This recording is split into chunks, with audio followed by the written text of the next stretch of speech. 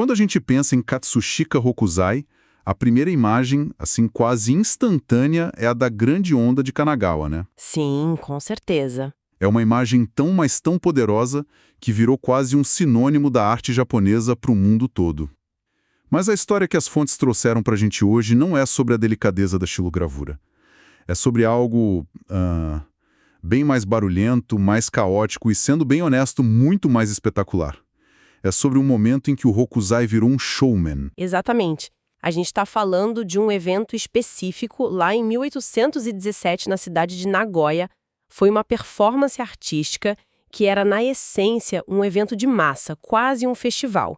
E a nossa missão aqui é mergulhar nos relatos da época para entender não só o que ele fez, que já é impressionante por si só, mas por que um artista de uma arte considerada popular resolveu criar um espetáculo público monumental e como isso, de uma forma bem surpreendente, acaba se conectando com a modernização do Japão. Ok, vamos desvendar isso então. Para a gente ter uma ideia do tamanho da ousadia do Hokusai, a gente precisa primeiro entender como era o mundo da arte japonês naquela época.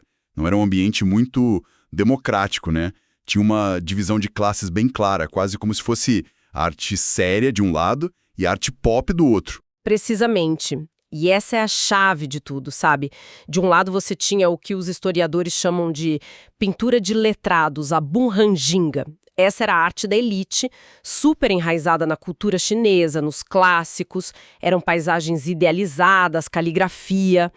Uma arte mais cerebral, refinada, feita por e para intelectuais que se viam acima do povão. Era a alta cultura oficial. E do outro lado do ringue, a gente tinha o ukiyo-e, que era o mundo do Hokusai. As pinturas do mundo flutuante. O nome já diz um pouco, né?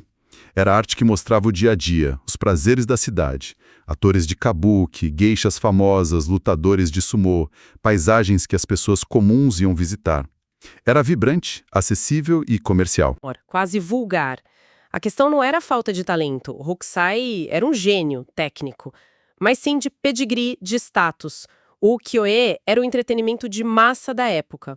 Se a pintura de letrados era ópera clássica, o ukiyo-e era tipo o pôster do show, o folheto, a capa do disco.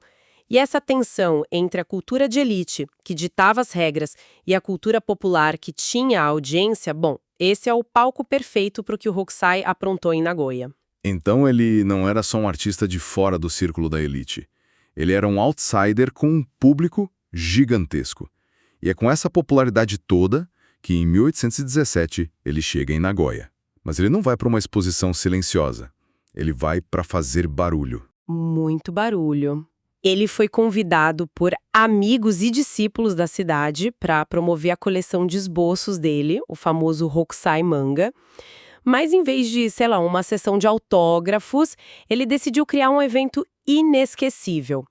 A peça central, pintar ao vivo um retrato colossal de Daruma, o monge fundador do Zen budismo. E quando a gente fala colossal, não é nenhum exagero. As fontes descrevem um processo quase industrial. Hokusai e a equipe dele juntaram mais de 100 folhas de papel grosso, colando tudo para formar uma tela de 18 metros de altura por 11 de largura. Isso é quase a altura de um prédio de 6 andares. Como é que se pinta um negócio desse tamanho? Com muita criatividade e muita ajuda. Os relatos dizem que eles usaram baldes e tinas cheios de tinta sumi, a tinta preta, e para os traços, Hokusai usou vassouras de palha de arroz como se fossem pincéis gigantes. Imagina a cena. Tenta visualizar um artista com quase 60 anos, correndo, deslizando sobre esse papel imenso no chão, manejando uma vassoura encharcada de tinta para criar o rosto de uma divindade. Era uma dança, uma performance atlética tanto quanto artística. E tudo isso em público, com uma multidão assistindo. A escolha do lugar também foi genial, né? Ele não fez isso num estúdio fechado. De jeito nenhum. A performance foi no pátio do templo Nishikaki, bem no coração de Nagoya, e os templos no período Edo não eram só lugares de culto, sabe? Eram centros comunitários super vibrantes. Tinha feira, festival, teatro, era o ponto de encontro da cidade. Ao escolher o templo, Hokusai não estava só procurando um espaço grande. Ele estava se inserindo direto no fluxo da vida pública. Ele foi onde o povo estava. É quase como um show de rock num parque público hoje em dia. Ele queria a multidão, ele queria o espetáculo. E o mais incrível é que a gente tem um registro de como foi esse dia por causa de um documento da época. Sim, o Ehon Sayuki é um relato de viagem ilustrado por um samurai local, Koriki Tanenobu, que estava lá e desenhou o que viu, e as ilustrações são fantásticas. Uma delas mostra a pintura do grande Daruma já pronta, içada por um sistema de roldanas numa estrutura de bambu, e a multidão lá embaixo parece um formigueiro. Nossa! A imagem passa perfeitamente a escala avassaladora da obra. Não era uma pintura para ser vista de perto, sabe? Para analisar a pincelada. Era um ícone, uma aparição que dominava o horizonte. Essa imagem que você descreveu me faz pensar no impacto. Não era só sobre ver uma pintura, era sobre participar de um evento que parou a cidade. E para garantir que a cidade inteira soubesse, Hokusai fez algo que soa incrivelmente moderno. Ah, sim. O marketing.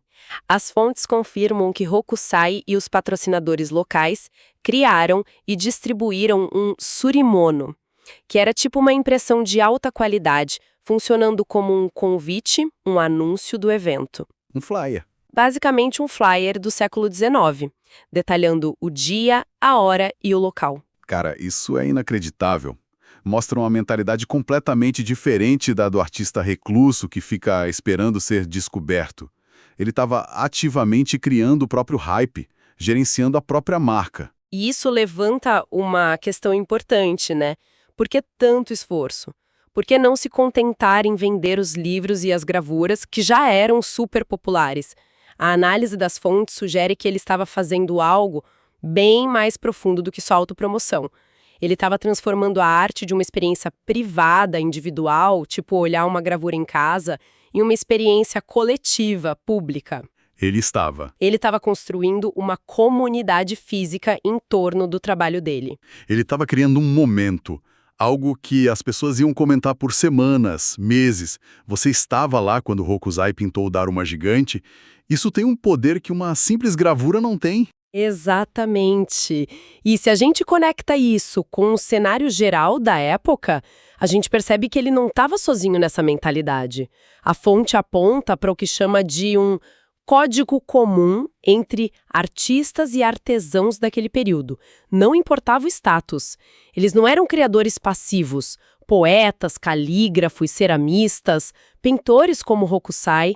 Todos eles tinham uma noção muito sofisticada de como circular o trabalho, como criar eventos, como formar redes de patronos e fãs. Eram empreendedores culturais. Eram empreendedores culturais, isso, construindo as próprias esferas de influência à margem das instituições da elite. Certo, então a gente tem um artista popular que desafia a elite, não com um manifesto, mas com um espetáculo de arte gigantesco. A gente tem uma performance que é também um ato de marketing brilhante, com flyer e tudo. Isso por si só já é uma história incrível sobre a genialidade do Hokusai. Mas a análise sugere que a importância disso vai muito além da autopromoção dele, né? O impacto foi muito maior. Muito maior. E é aqui que a história dá um salto do mundo da arte para a história social e política do Japão. A tese central da fonte é que esses eventos culturais públicos, como a performance do Hokusai em Nagoya, eles funcionaram como um primeiro plano, sabe? Um ensaio geral para o desenvolvimento de uma esfera pública moderna no Japão. Esfera pública. Vamos traduzir isso. Basicamente, a ideia de um espaço onde os cidadãos podem se reunir, trocar informações e debater ideias de interesse comum, formando a opinião pública. Algo que a gente associa com jornais, cafés, parlamentos. Exato. E a narrativa tradicional é que essa esfera pública só surgiu no Japão mais tarde, na era Meiji, lá na segunda metade do século XIX, com a abertura para o Ocidente, a importação de ideias, de democracia e tal. O que essa análise propõe é que as sementes disso foram plantadas muito antes, e em lugares bem inesperados. Como os pátios dos templos. Nos pátios dos templos, nos teatros, nas exposições de arte. Então, antes das pessoas se reunirem para debater política, elas se reuniram para ver o Hokusai pintar um Daruma gigante. De certa forma, sim. Pensa no que esses eventos faziam. Eles juntavam estranhos de diferentes classes sociais e regiões num espaço compartilhado para uma experiência coletiva. Eles criavam redes de comunicação, o flyer do Hokusai é um microexemplo disso. Eles acostumaram as pessoas com a ideia de se reunir em público para discutir e avaliar algo em comum, mesmo que esse algo fosse, a princípio, uma obra de arte. Eles estavam, exercitando os músculos da participação pública. Faz todo sentido. Estavam criando o hábito do encontro, do debate, da formação de uma opinião coletiva. E o ponto mais chocante, como você falou, é que tudo isso aconteceu décadas antes da restauração Meiji, antes da grande onda de ocidentalização.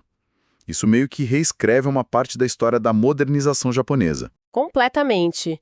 Mostra que o Japão não foi uma tela em branco que simplesmente recebeu as ideias do Ocidente. Já existia um terreno fértil ali, uma sociedade civil vibrante, dinâmica, que estava, à sua maneira, desenvolvendo as fundações para a modernidade. A performance do Hokusai em Nagoya, portanto, não foi só um espetáculo, foi um pequeno, mas significativo passo na longa jornada da sociedade japonesa em direção a uma maior participação cívica e ao discurso público. Uau!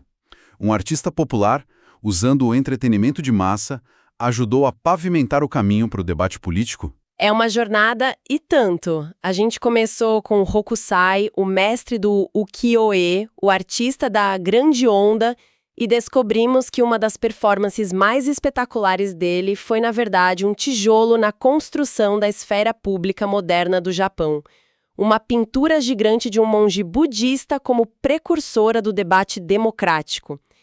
É uma conexão que parece impossível à primeira vista. E isso nos deixa com uma reflexão final, um pensamento para levar adiante. A fonte mostra claramente como esses eventos culturais, muitas vezes vistos como mero entretenimento popular, funcionaram como um laboratório social. Eles prepararam terreno para discursos públicos mais complexos, sabe? A provocação que fica é de que outras maneiras, talvez até hoje, a cultura popular continua a desempenhar esse papel. Pensa num festival de música que se torna um espaço para ativismo, ou um meme na internet que cristaliza um debate político complexo, ou uma série de TV que introduz novas ideias sociais no diálogo do dia a dia.